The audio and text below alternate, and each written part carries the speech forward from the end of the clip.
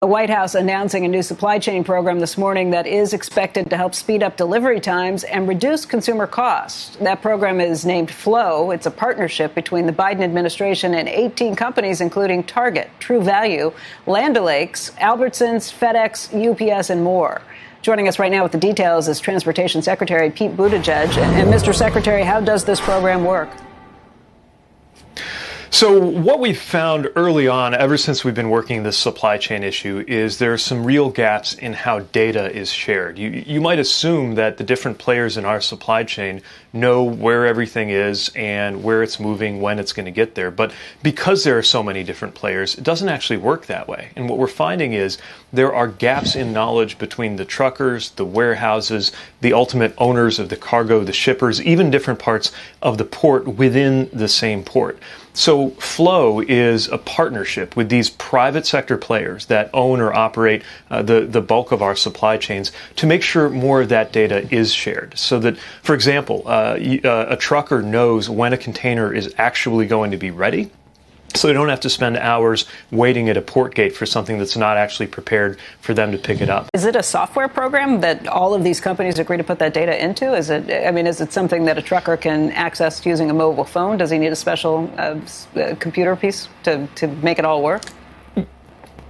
Yeah, it'll be a digital tool. You could think of it like a website, and it's all voluntary, but the more folks participate in it, the more they get the benefit of it. In other words, it's sort of bring data to get data.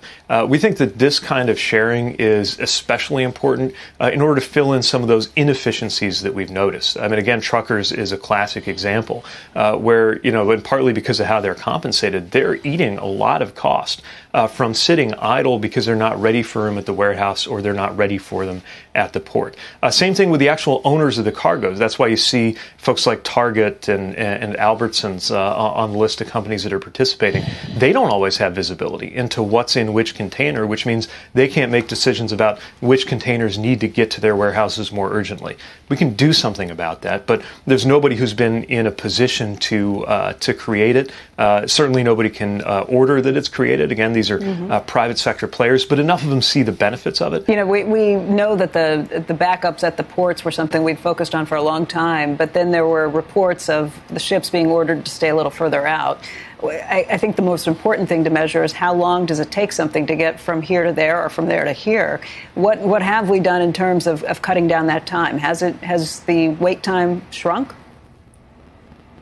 That's right. Yeah. If you measure it in terms of, for example, the containers that are just sitting there versus moving, there have been some real improvements there. I would agree with you that it's partly in terms of wait times. It's also in terms of costs, right? We have seen margins and spot rates go through the roof. We're looking for those to settle out a little bit, but we still have, off the charts demand. We got out of the holiday season and went right into the home improvement season and continue to see that overall imbalance between demand and supply. As far as the ships, this is an important note. So I want to be clear, just because you see fewer ships off the coast of a place like LA Long Beach, that's not automatically a sign of progress, because there is a new system for queuing that makes more sense environmentally. It's the right thing to do, but I don't want anybody to think that should be confused with solving the issue. That's why what we really count is how many ships are on their way, whether you can see them or not, standing there in San Pedro Bay. There have been improvements in that count too, but it's still very high. Mr. Secretary, we have lots of discussions about inflation and what causes it, and it has gotten somewhat politicized. There's no doubt about it. I just want to read you something from Speaker Pelosi, though, that I actually tweeted out, and I just wonder whether she believes this and whether it's the view of the administration. See what you think. When we're having this discussion, it's important to dispel some of those who say, well, it's the government spending. No, it isn't. The government spending is doing the exact reverse, reducing the national debt.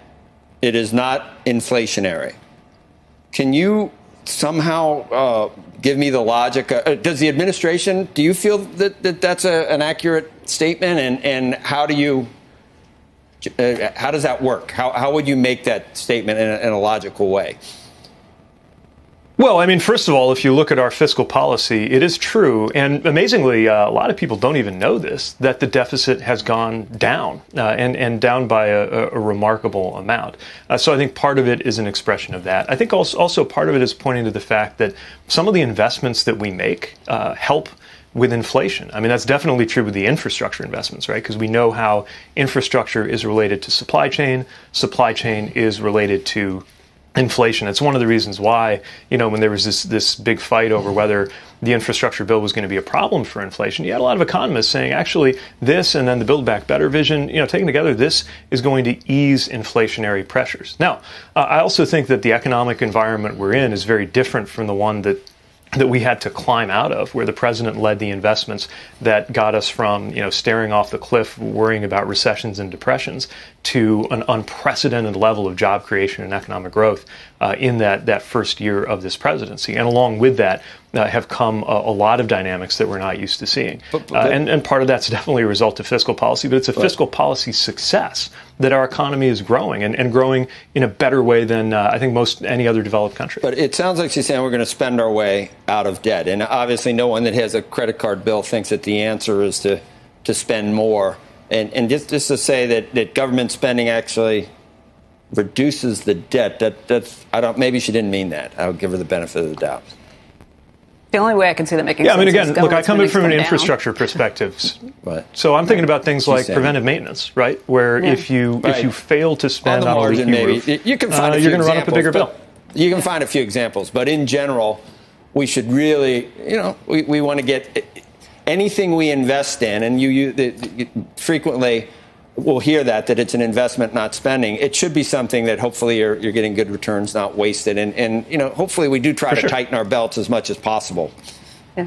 You would think. Secretary. Well, look, I mean, one thing I'm thinking about right now is bang for our buck. Sorry, didn't mean to. No, go ahead, sir.